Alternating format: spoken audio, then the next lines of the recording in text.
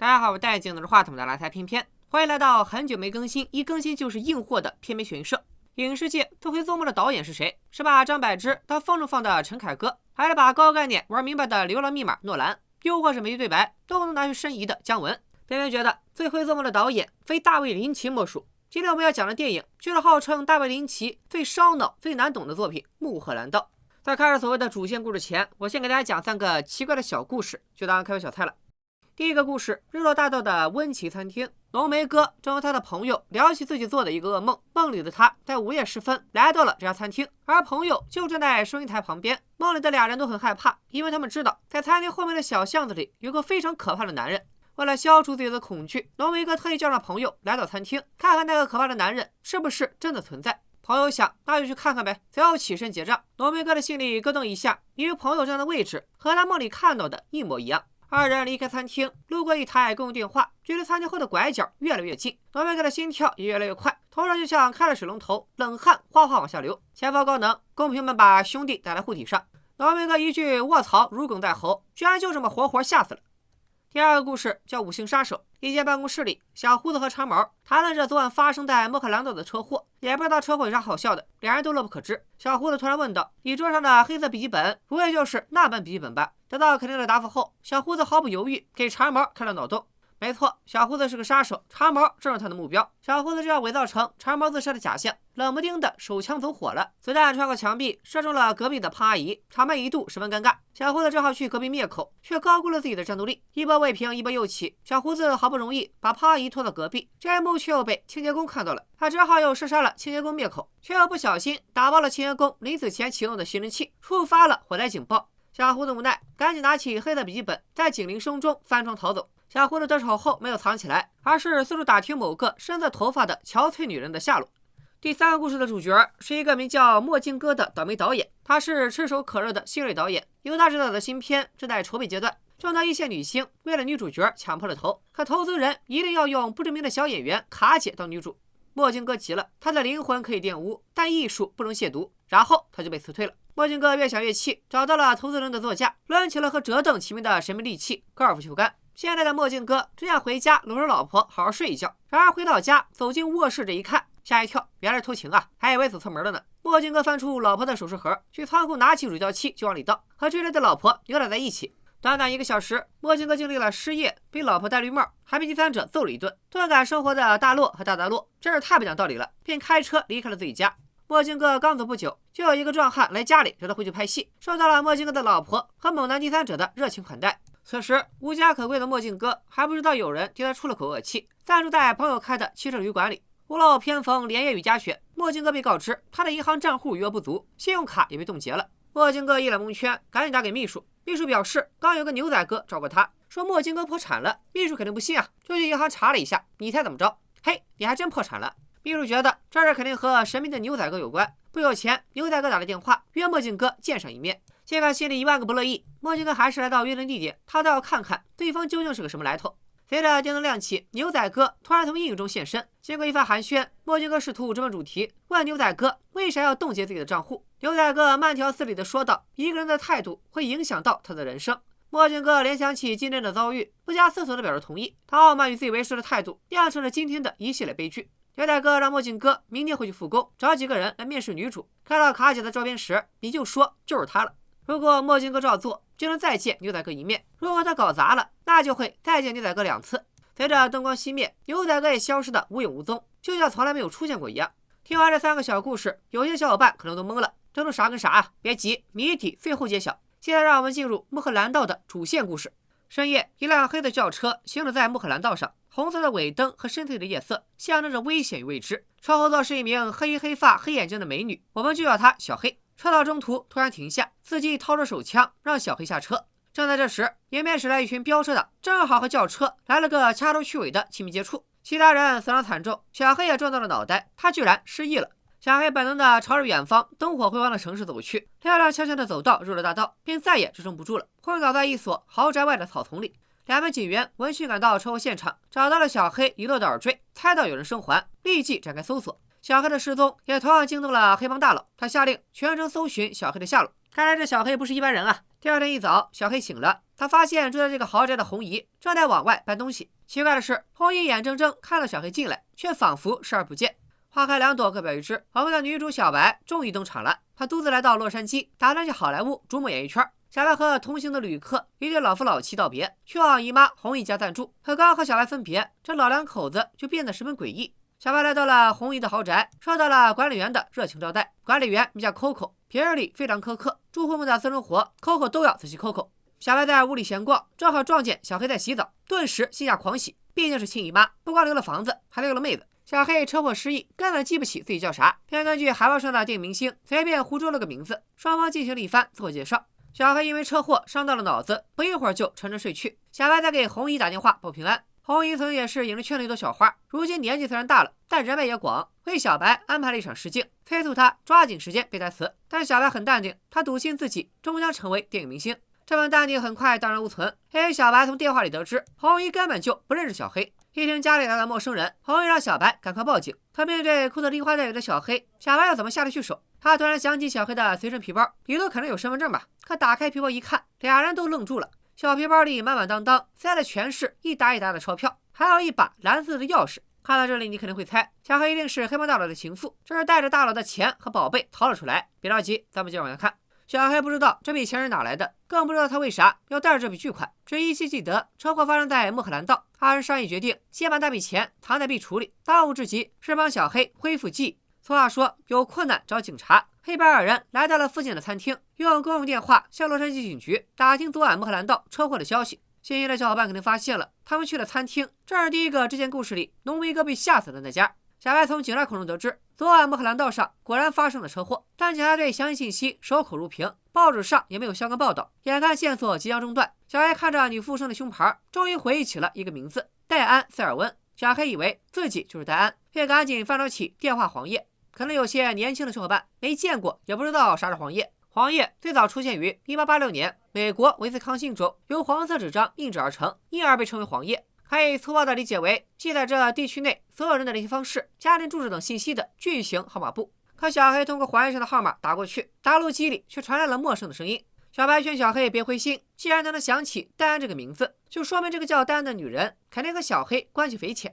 黄页上有戴安的家庭住址，只要找到戴安，或许就能揭开小黑神秘的过去。但小黑却非常抗拒，心里有一种不祥的预感。正在这时，门外响起了敲门声。这么晚了，会是谁呢？小白壮着胆子打开房门，只见门外站着一位身披斗篷的老嫂子，说自己找红姨有要事相商。听了小白是红姨的外甥女儿，暂住在他家里，老嫂子的情绪突然激动了起来，不断念叨着这屋里有人要出事了。好在管理员 Coco 及时出现打圆场，原来这位老嫂子也是公寓的房客，平日里就神神叨叨，希望小白别在意。但屋里的小黑再次露出了惊恐的神情。小白为了转移小黑的注意力，便请他帮忙对台词。小白和小黑的演技呈现出鲜明的对比，小黑只是对着他们棒读，都忙得手忙脚乱；小白的台词滚瓜烂熟，情绪也句句张力，显然做好了充分的准备。逝去当天早晨 ，Coco 突然登门，他受红衣委托要查清家里都住了什么人。小白试图用谎言蒙混过关，却被 Coco 轻易揭穿。他警告小白早点解决麻烦，以免横生事端。但小白实在无法放任无依无靠的小黑不管，他叮嘱小黑留在此地，不要走动，自己去就回。等他回来，他们就一起去找戴安。说完，便前往事情现场。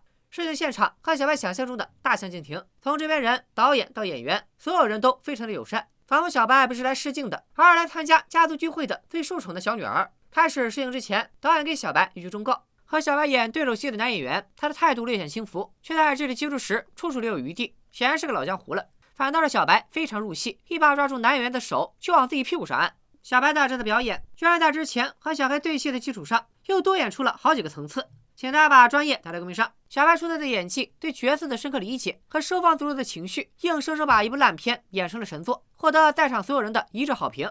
选角导演攥住小白的胳膊就不肯撒手，要拉他去隔壁组试戏。那个导演堪称不世出的天才，比刚刚那老头强多了。没想到那位天才导演正是第3个故事中工作丢了、老婆跑了、账户被冻结了的倒霉蛋墨镜哥。昨晚告别牛仔哥以后，墨镜哥顺从的回到剧组，装模作样的试了几个一线女星，终于轮到了卡姐。卡姐的歌喉那是真没得说，但演技四舍五入可以归0，就像个无情的人形点唱机。可墨镜哥想起了牛仔哥的忠告，想起自己一团糟的生活，最终还是咬咬牙敲定了卡姐。墨镜哥转头看见了人群中的小白，小白也盯着墨镜哥，两人隔空对视，相顾无言，却又似乎有千言万语。小白突然扭头就走，墨镜哥的眼神尽是挽留，可牛仔哥的任务容不得他擅离职守。小白回到家里，和身穿红裙的小黑一起去了戴安。戴安家对面停着一辆黑色轿车，车里有2名戴着墨镜的男人，似乎在监视戴安的居所。小白和小黑躲开两人，悄悄潜入公寓，可还没摸到戴安家门口，就又遭遇了1名墨镜男，看打扮和门口那俩是一伙的。这下连小白都开始害怕了。好在很快，墨镜男就拎着黑色皮箱护送1名金发女子离开。原来是虚惊一场，那些墨镜男只是金发女子的保镖。穿过迷宫般的小道，小黑心中闪过一丝警兆，可小白不顾劝阻，还是敲响了戴安的12号房门。门里走出一位陌生的女人，她说戴安和自己换了房，搬去了对面的17号，而且这几天不在家。小白还不死心，又敲响了17号的大门。见许久没人回应，小白又在小黑的帮助下翻窗进屋，从里面打开大门。屋里散发着难以忍受的恶臭，他们壮着胆子推开了卧室的门，见到了此生无法忘怀的恐怖一幕。不知道床上的女人是不是戴安，但她的尸体早已高度腐烂。小黑当场崩溃，戴安死了，那杀害戴安的人会不会也在寻找自己呢？小黑发了疯似的剪去长发，只有改变外貌才能躲避那些人的追捕。在小白的帮助下，小黑剪去了长发，还戴上了一顶金色假发，就像完全变了个人。重新感受到了安全感，小黑终于恢复了平静，也对小白满怀感激。小白也终于说出了他的请求。随后2人开始了长达2分钟电视台不让播的内容。之后2人沉沉睡去，可没过多久，小黑突然双目圆睁，嘴里念念有词，十分恐怖。小白以为小黑只是做噩梦了，可小白的眼神突然变得笃定，让小白陪自己去个地方。2名妙龄美女乘坐出租车来到一家名为安静的剧院。凌晨2点，剧院里居然还有不少观众，都被舞台上神奇诡异的主持人深深吸引。主持人也在强调，今天的表演没有现场乐队，他们听到的声音全都是事先录好的录音带。为了展示舞台声光电效果，主持人高举双手，剧院里瞬间电闪雷鸣。小白不知为何突然剧烈的颤抖，在小黑的帮助下才终于平复。随着一阵烟雾缭绕，主持人居然凭空消失了，只留下了蓝色水光。好家伙，这年头主持人都这么内卷了吗？不会点忍术都不该主持节目。紧接着上来一位眼妆浮夸的女歌手，她的歌喉如泣如诉，诉说着一段求而不得的爱情。小白红了眼眶，小黑更是流下了热泪，2人抱头痛哭。没想到他俩还没咋地，歌手可能是感觉气氛到了，突然昏倒在了舞台上，被工作人员抬走了，但歌声却并未停息，看来这也是事先录好的。这时小白打开提包，从里面取出一个蓝色盒子，钥匙孔刚好能和小黑那把蓝色钥匙匹配。这个盒子为啥会出现在包里？里头到底装着什么呢？只见小白和小黑回到家里，小黑取出了藏在衣柜里的包，可就在他回头的一瞬间，原本紧跟在身后的小白却突然消失了，只留下那个蓝色盒子。小黑唤着小白的名字，却没有任何回应。他稍作犹豫，最终还是在好奇心的驱使下，拿出钥匙打开了蓝色盒子。里面是深不见底的幽邃黑暗，仿佛要将一切都吸入其中。紧接着盒子坠地，小黑也消失了。然后红衣突然出现，他似乎听到了卧室里有动静，见屋里空无一人，床铺平整，丝毫没有人睡过的痕迹，便转身离开。花开2朵，各表一枝。一阵恍惚，我们来到了戴安的家里。诡异的一幕出现了，只见戴安的尸体又变得鲜活。威胁导演墨镜哥的牛仔哥突然出现在卧室，一阵急促的敲门声将熟睡中的女孩叫醒。这人不是戴安，而是小白。尽管背影和睡姿一致，但戴安穿着黑色睡衣，而小白的睡衣则是浅色。小白不复先前的清纯靓丽，他的头发蓬乱，形容枯槁。小白为啥会睡在戴安的房间里，又为啥变了副模样？谜底马上揭晓。敲门的是和戴安换房的女邻居，可这个女邻居却跟小白叫戴安。女邻居来拿她落下的东西，可以看见茶几上有一把蓝色钥匙。女邻居临走前告诉小白，那2个警察又来找过他，让他多留个心眼。女邻居走后，小白望向了窗外，一回头居然看到了浓妆艳抹的小黑，但小白却称呼她为卡姐。下一个瞬间，小黑也消失了，原来是小白思念过度产生了幻觉。不仅如此，刚刚发生的一切全都是小白，准确的说是戴安做的一场梦。在梦中，戴安化名为小白，而他的恋人卡姐则化名为了小黑。直到梦中的尸体戴安被牛仔哥叫醒，现实中的戴安被敲门声惊醒以后，上演的才是现实世界里真实发生的故事。估计现在很多人已经开始刷离谱了，解释不通就说是一场梦，这和那些没有鬼的恐怖网大有什么区别？别着急，惊悚的还在后面。好了，接下来讲的都是现实世界发生的故事，不能叫小白和小黑了，咱们以他们的原名戴安和卡姐相称。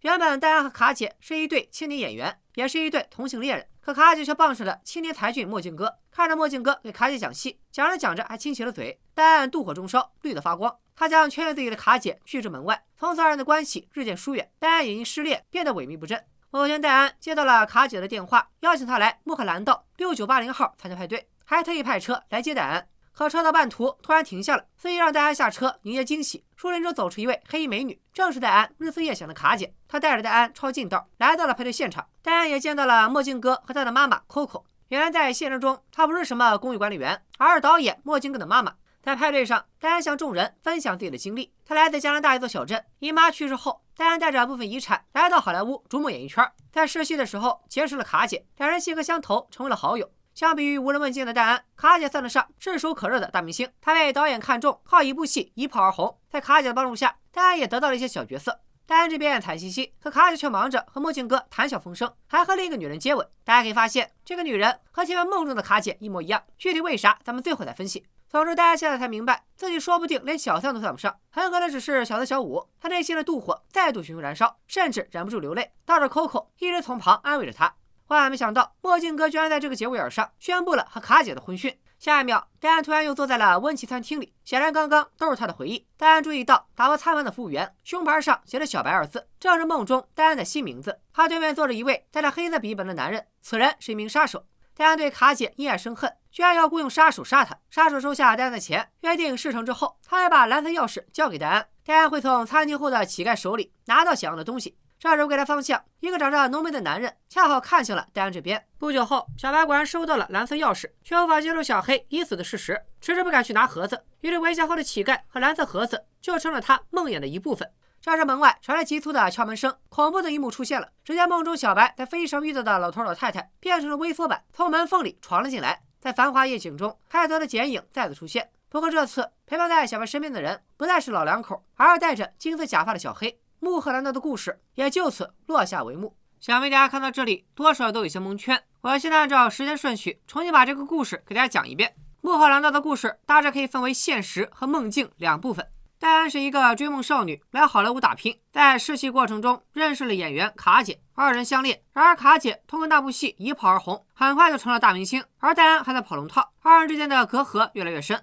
卡姐不但和别的女演员暧昧，甚至擅自变直，和新锐导演墨镜哥在一起了，并当着自己的面秀恩爱，公布了订婚的消息。戴安因此对卡姐因爱生恨，于是打算买凶杀人。他在一家名叫温奇的餐厅和一名带着黑色笔记本的杀手碰头。杀手说，到手以后会给戴安一把蓝色钥匙，可以打开一个蓝色盒子，任务完成以后，他会把盒子交给餐厅后面的乞丐，到时候戴安自己来拿。至于盒子里装的是啥，我猜很可能是卡姐身上的某件信物，甚至再恐怖一点，说不定是卡姐身体的某个部分。戴安显然也想到了这一点，因此迟迟不敢去拿盒子。待在和卡姐同居过的房子里，戴安心里很不是滋味，就和住在11号房的邻居换了房。期间有警察上门来找过戴安，这让他的心理压力越来越大。压力和愧疚感使得戴安噩梦连连，梦境光怪陆离。他梦见餐厅里见过的浓眉哥被餐厅后的乞丐吓死，梦见蹩脚杀手为了抢一本笔记误杀了2个人，梦见导演墨镜哥事业受挫，妻子出轨被小三暴打。戴安还梦见自己和卡姐身份互换，在梦里他化名为小白，这是现实中餐厅服务员的名字。凭借姨妈的人脉和出色的演技，小白获得了圈内人一致好评，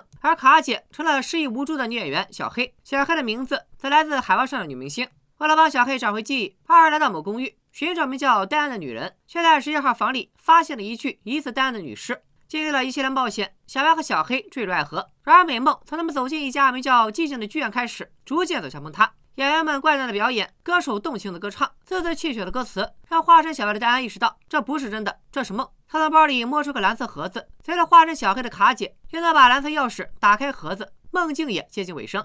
一个牛仔哥走进房间，催促戴安赶紧醒来，和现实中邻居的敲门声重合。梦境随着戴安的苏醒画上了句号。但戴安的精神状况每况愈下，甚至看到了卡姐的幻影。戴安紧绷的神经终于在某天晚上崩断了。他看到已故的姨妈和姨父从门缝里挤进来，狂笑着向他索命。最终，戴安用一颗子弹结束了自己年轻的生命。经过这么一捋，是不是豁然开朗了？导演大卫林奇大胆采用现实和梦境混杂的叙事手法，片中的现实部分也没有按照时间顺序排列，而是根据小白的记忆闪回进行倒叙，所以第一遍看有点难懂。有没有第一遍就看懂了小天才？在弹幕里扣个1让我看看。其实导演在片中设置了好几处线索，来暗示中间一段都是小白的梦。片头的群魔乱舞之后，随着粗重的喘息声，观众跟随女主戴安的视角划过被褥，最后跌入枕头。这是导演给观众的暗示。从这一刻起，到戴安被邻居的敲门声惊醒，占据全片2/3篇幅的全都是戴安的梦境。除了开头明显到几乎明示的暗示之外，几个小故事之间几乎没有逻辑关联，主视角也频繁更换，这一点也和做梦是一样的。想必大家做梦的时候，也经常以陌生人的主视角经历一系列或诡奇或荒诞的事件。还有几处小细节也在暗示戴安正身处梦境，例如浓眉哥他们去的温奇餐厅，之后店面广告写着瓜达拉哈拉市，墨西哥哈里斯科州的首府，而餐厅招牌上则写着温奇餐厅，日落大道店，理应位于洛杉矶，地点完全混乱。杀手行凶时的办公大楼顶层连接救生梯的窗户根本没有窗帘，而当他杀人逃逸时，却又突然出现了窗帘。还有墨镜哥的高尔夫球杆，相信有不少小伙伴和我一样好奇为啥墨镜哥一直带着球杆，因为他或者说是梦境的主人戴安知道接下来有砸车的桥段，就要给他准备了趁手的工具。这就是弗洛伊德在梦的解析中提到梦境的特征之一——刺激修正。即使场景是真实的，但事件是虚构的，是梦境主人的潜意识把梦中无条理的材料加以系统化，用来掩盖真相的手段。根据弗洛伊德梦的解析，梦是无意识欲望的伪装的满足，是一个人与自己内心的真实对话，不能被粗暴的解读为日有所思夜有所梦。梦境中的人物和故事发展都是自身潜意识的投射，同时又和现实有强关联性，是被多重因素扭曲的结果。莫兰德的现实和梦境就紧密相连，梦境中的部分人物和现实中一一对应。我做了一张对应表，有兴趣的小伙伴可以自行暂停观看。弗洛伊德指出，任何梦都可以分为显象和隐象。显象是指人们能记忆并描述的内容，隐象则是指梦的本质内容，即假面具下掩盖的真实欲望。小白试图用醒来叛抗梦的虚幻，然而现实过于残酷，他又以睡着来否定现实的假象。现实中的小白被墨镜哥给绿了，对墨镜哥充满恨意，所以梦境里墨镜哥不光被绿，还要被小三暴打。原来身为创造者最重要的选择权都被投资人残忍地剥夺了。现实中，Coco是墨镜哥的母亲。当小白讲述自己过往经历时，他是在场唯一出言安慰的人，所以在梦境中，Coco成了热心的公寓管理员，为小白提供了不少帮助。现实中的小白买凶杀小黑，可内心深处依然深爱着小黑，不想让杀手完成委托，希望小黑能活下来。所以梦境里，小黑刚一开始就躲过了一场谋杀，而梦中的杀手干啥不行，像个弱智。大家也可以这么理解，小白担心自己买凶杀案的事东窗事发，这份焦虑被带入了梦境，所以杀手试图掩盖谋杀，却遭遇各种意外，篓子越捅越大。现实中，小白拿到蓝色钥匙，意味着刺杀任务完成，所以梦境中的杀手最终还是拿到了黑色笔记本，并成功脱身。现实中，小白和杀手接头时，浓眉哥转头看了小白一眼。现实中的小白始终不敢去取那个蓝色盒子，不愿接受小黑已经死了的事实。因为在梦境中，浓眉哥带着小白承担了这份压力，被餐厅后的乞丐给吓死了，也意味着小白潜意识里想将所有可能的目击者灭口。还有一处细节，现实中杀手的瞳色和小白相近，但是在梦境中却变成了异色瞳，另一只眼睛的瞳色又和小黑接近。杀手受小白雇佣杀害小黑，我认为小白在潜意识里把这名杀手当作嫌疑他和小黑的最后一条纽带。小白对小黑的爱慕和羡慕，以及对成名的渴望，让他在梦中和小黑角色互换。现实中，小白是个籍籍无名的小演员，而小黑凭借演技和潜规则，星途畅通无阻。梦境里则是小白演技精湛，备受追捧，小黑则连台词都念不明白。但小白内心的纯良本性或者是性取向，让他排斥靠潜规则上位的行为，所以梦中被内定的女主角化成了一个和现实中的小黑同名的金发妹子。大家是不是觉得这妹子看着眼熟？没错，正是恐怖游轮的女主角。对这部上岛片有兴趣的小伙伴，可以去我的主页搜一下解说，保证看完会有新的收获。即便是在梦里，小白也对自己的演技不够自信，因为实际现场所有人都被他的演技所折服，唯独那个导演反应始终慢半拍，对小白的演技不置可否。他在小白表演前说的那句话也颇有深意，似乎是在暗示小白这里是梦，赶紧醒来。现实中，小黑离小白而去，不光要嫁给墨镜哥，甚至疑似有了新的同性恋人。梦境里，小黑反而极度依赖小白。细心的观众可能发现了，梦境中的小黑没有和小白之外的任何人说过话。对于他们的身份互换，导演也给出了不止一次提示。小白受邀参加派对，和小黑遭遇车祸，乘坐的是同一辆车，车牌号都是 CAT123。他们在车里也说了同一句台词 What are you doing? We don't stop here.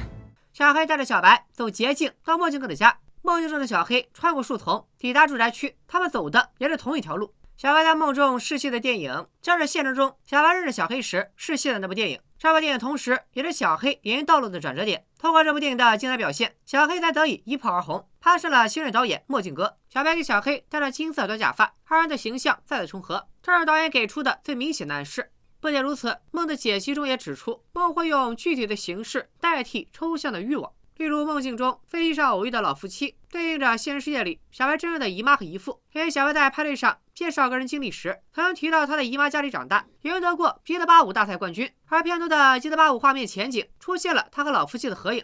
据此可以推测，这对老夫妻就是小白的姨妈和姨父。这两个角色戏份很少，构成却很复杂。我认为，一方面，老夫妻代表着小白的良知，小白买凶杀人后，每天都遭受着良心的谴责，甚至和邻居换房住。直到最后，老夫妻化作小人，从装篮子盒子的纸袋里走出来，闯进了小白家，向他索命。另一方面，老夫妻象征着家人的压力。梦中的老夫妻给予小白充分的鼓励和肯定，可离开小白以后，夫妻俩立刻露出了诡异的微笑，似乎如释重负。结合他们的诡异表现，我们再看现实中的小白，在派对上的话，他说姨妈在电影圈工作，还给他留了一笔遗产时，眼神飘忽，声音微弱，显然是在撒谎。或许姨妈根本不是圈内人，他们一家对小白也并不好。小白只身来到洛杉矶打拼，没有背景，又不愿被潜规则的他，在好莱坞碰得头破血流，渴望着有人能帮他一把，于是就在梦中塑造出了红衣这个角色。从红衣家里的合影就能看出这个角色是虚构的。合影中的女人显然是小白现实中的姨妈年轻时的样子。红衣没有现实中的原型，她在剧中的英文原名是 Ruth， 怜悯、悲哀的意思，象征着小白的自怜。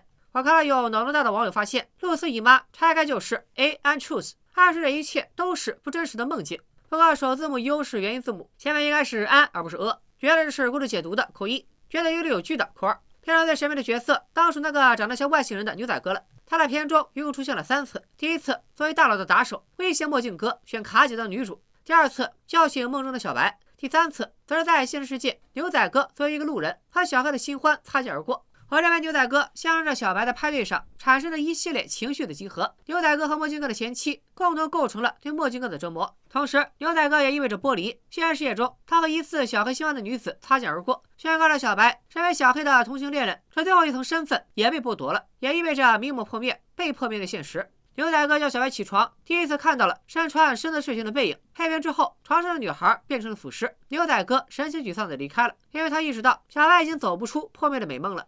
这具尸体第一次出现时，小黑以为这就是戴安，当场崩溃。但小白却淡定到有些冷酷，因为这具尸体就是他出于愧疚以及恐惧而被自己造出的形象。尽管睡裙的颜色不一致，小白在梦中产生了自杀的想法，潜意识里需要引起小黑的关注，并让小黑对自己的死负责。这份夙愿和愧疚感结合在一起，就形成了这具尸体。牛仔哥威胁墨镜哥，乖乖办事就会再见我1次，要是给脸不要脸，就会再见我2次。我认为这句话的对象不是墨镜哥，而是小白。不光墨镜哥要做选择，小白也得做选择。梦中牛仔哥下一次出现就是在小白的卧室里，先试图叫醒小白，这是第1次见面。然后屏幕突然一黑，牛仔哥见床上的人变了，便黯然离开，这是第2次见面。如果小白及时醒来，就能摆脱噩梦，重新开始；如果他走不出来，就会死于梦魇。当然了，以上只是我的个人观点，有不同意见的小伙伴也可以在弹幕里给出你们的答案。最后出现的神秘蓝发女子原本是剧院的一名观众，却在最后打破第4面墙，直接和穆赫兰道的观众对话。那句安静一来说明这部电影也和剧院里的表演一样，都是事先录制好的一场梦，而现在就是电影散场的时候了。结合以上的分析，想必大家都能理解为什么大卫林奇是业界公认最会做梦的导演了。用现实主义的手法创作毕加索那样立体主义的作品，这样的天方夜谭到了大卫林奇手里只能算是家常便饭。穆赫兰道被 BBC 评为21世纪以来最伟大的电影，因为他借助小演员的遭遇，揭露了好莱坞尔虞我诈、潜规则盛行的恶劣风气。而穆赫兰道本身正是腐朽制度和管理者独断专行的牺牲品。也许大家不知道，现在咱们看到的穆赫兰道其实是一部废片删改拼接的产物。1990年，大卫林奇执导的电视剧《双峰》收视率屡创新高。他在穆赫兰道父亲看景时，诞生了拍一部双峰衍生剧的想法，剧名就定为穆赫兰道。1998年，大卫林奇完成了从筹备到开拍的一系列工作，并把试播集交给了 ABC 电视台。当时的行政主管看完，就像现在某瓣给穆赫兰道打1星，痛骂大卫林奇装逼的网友们一样，表示都拍了什么玩意儿。当然又不好意思承认自己看不懂。在他的影响下 ，ABC 草率的枪毙了穆赫兰道。林奇懵了，他盘了盘已经拍完的素材，只够剪成2个小时的电影，关键是还没有结尾，影片制作陷入僵局。林奇只好向欧洲市场寻求支持，直到2年后，他才得到法国制片人皮埃尔·艾德尔曼的赞助。而此时演员们早已各奔东西，服装都还了，布景也拆了。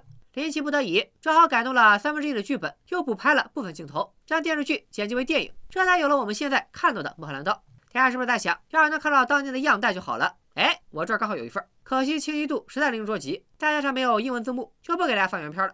样带的叙事逻辑和电影版相差无几，只是开头删掉了紫色幕前的舞蹈和小白上床睡觉的镜头，直接从穆赫兰道的车祸讲起，一直到小白给小黑戴上金的假发为止，最终定格在了餐厅后的乞丐。样带增加了警方的戏份，还为排队上坐在小白身边一直跟他搭腔的老哥单独安排了一场戏。我大胆猜测，按照大卫林奇原本的构想，警方那边会分出一条支线，现实和梦境的来回切换也将更加频繁。这要是拍出来，说不定就是超越双峰的神作。这部起死回生的《莫兰道》就这样获得了全新的面貌，也算因祸得福。他的叙事手法很独特，情节看似颠三倒四，加了语声之后，你就会发现叙事逻辑非常平滑和连贯。大卫林奇的影片一直以华丽、阴郁、诡异，夹带着黑色幽默的风格，在影坛独树一帜。他的作品往往晦涩难懂，风格又过于荒诞诡奇。用一句俏皮话来说，大卫林奇的艺术对于现在的观众来说还太早了。所谓的林奇主义是日常生活中的离奇和诡异，表面上波澜不惊，实则暗潮汹涌。在他的电影里，即便是最熟悉的事物也会变得陌生。你无法理解橡皮头里的那只烧鸡为什么会流血，又为什么死了还要做运动。例如你无法理解为什么充斥着窥视、性欲和暴力的蓝丝绒居然有着令人欲罢不能的美感。无论是穆赫兰道和妖冶荒踪里鬼气森森的洛杉矶都市，还是蓝丝绒和双峰里的迪亚小镇，大卫林奇镜头下的场景总是透着一股和现实疏离的朦胧美。想要短短3言2语把传奇导演大卫林奇说明白，那纯属做梦。我就挑我们最容易懂也最能直接感受到的一点聊吧，那就是恐怖感。穆赫兰道不是一部恐怖片，但很多人都被闻香后的乞丐吓得夜不能寐。乍一看那就是个普通的 jump scare， 他那转角突然出现的乞丐也没那么可怕。他的面目除了肮脏、笑容有些诡异之外，比其他大部分恐怖片的鬼怪甚至算得上眉清目秀。一般恐怖片里的 jump scare 都会由构建、转变和惊吓组成，先将角色置身于危险的境地，危机看似解除了，这时惊讶感突然袭来，吓我们一个措手不及。但这场戏里充满了反常。首先，事件发生在白天的餐厅里，顾客络绎不绝，人声鼎沸。其次是浓眉哥和朋友，这是2个完全陌生的角色，观众很难代入。最后没有转变环节，随着朋友站在浓眉哥梦中的位置，观众们就知道惊吓即将出现，甚至早就被告知了惊吓的地点和时间。过曝和柔光营造着不真实感，浓眉哥和朋友的对话也存在不协调的停顿，然后是林奇塑造恐怖感的秘诀之一，某处画面底噪让2个人的对话完全脱离环境。这一切都让这家餐厅和浓眉哥口中的梦境重合。随着他离围墙越来越近，观众仿佛能看到他的处境和梦境重合。咔嚓，乞丐出现，但一惊一乍的音效很快就被低频噪音淹没，构成了一场完美的惊吓。顺带一提，饰演乞丐的演员后来在温子仁监制的恐怖片《修女》中饰演吓人的修女，老一惊一乍了。正如大卫林奇塑造的梦境一般，当试着解读大卫林奇的作品时，我们不得不频繁地使用大概、也许、应该之类的词汇。他的作品总是模糊现实与非现实的界限，没人知道在大卫林奇抽象化的表达背后究竟有着什么深意。他从未公开阐释过作品的内核，总能信手拈来一些抽象的语句来敷衍穷追不舍的媒体。用他的话来说，或许电影就和生活一样，未必要有什么特定的含义。疫情期间，在家憋得难受的大卫林奇突发奇想，经营起了自己的账号。别的大师要么是分享经验，要么跟着上课，而大卫林奇干啥呢？播天气预报。这还不是最奇怪的，大卫林奇搞了一个瓶子，往里塞一对标着数字的乒乓球，每天直播今天的数字。正如当年他牵了一头奶牛，为自己的电影《内陆帝国》做宣传一样，我们完全无法理解他的想法，更无从理解他从不取悦观众的影视作品。